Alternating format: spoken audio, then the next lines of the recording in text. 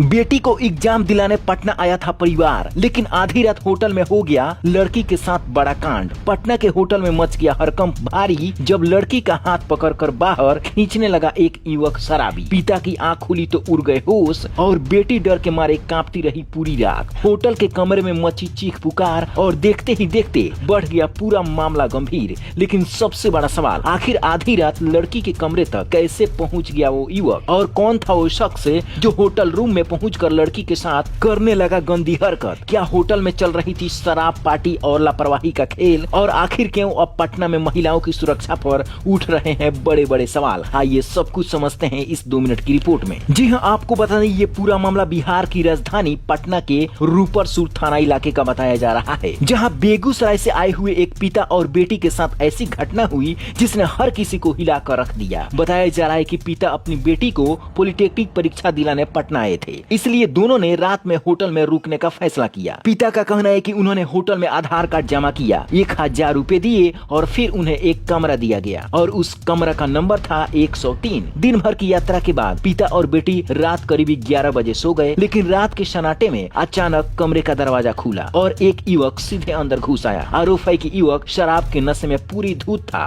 कमरे में घुसते ही उसने लड़की का हाथ पकड़ लिया और उसे बाहर खींचने लगा। लड़की डर के मारे जोर जोर से चिल्लाने लगी। बेटी की आवाज सुनकर पिता की नींद खुली और फिर उन्होंने युवक को रोकने की कोशिश की। पिता के मुताबिक जब उन्होंने पूछा कि तुम कमरे में कैसे घुस आए, तो युवक उल्टा बहस करने लगा। वो बोलने लगा, इतनी देर से बेल बजा रहे थे, दरवाजा क्यों नहीं खोल रहे थे तुम? फिर उसने पूछा, ये लड़की कौन है? इस पर पिता ने जवाब दिया, ये मेरी बेटी है। इतना सुनते ही युवक वहाँ से भागने लगा, लेकिन तब तक पिता ने उसका वीडियो बना लिया था। घटना के बाद पिता ने तुरंत अपने रिश्तेदार को फोन किया और फिर डायल किया 112 नंबर। ये वही 112 नंबर है कि किसी भी मुसीबत में आप 112 डायल करके आप अपने आप को भी सुरक्षा महसूस करवा सकते हैं, क्योंकि ये सीधा कॉल पुलिस के पास जाती है। अब आते हैं इस घटना पर। पुलिस मौके पर पहुंची और होटल की तलाशी शुरू हुई, लेकिन जांच के दौरान जो खुलासा हुआ उसने पूरे मामले को और भी गंभीर बना दिया। बताया जा रहा है कि होटल के कई कमरों में शराब पार्टी चल रही थी। कुछ कमरों में लड़के और लड़कियां शराब पीते थे और ये एक दिन का नहीं बल्कि कई दिनों से ऐसे ही पार्टी चलती आ रही थी। कुछ कमरों में लड़के और लड़कियां शराब पी रहे थे, यानी बिहार में शराबबंदी होने के बावजूद राजधानी के होटल में खुलेआम शराब चल रही थी। पीड़ित पिता का आरोप है कि होटल में सुरक्षा नाम की कोई चीज नहीं थी, यहाँ तक कि होटल ने उनकी पूरी एंट्री तक नहीं की थी,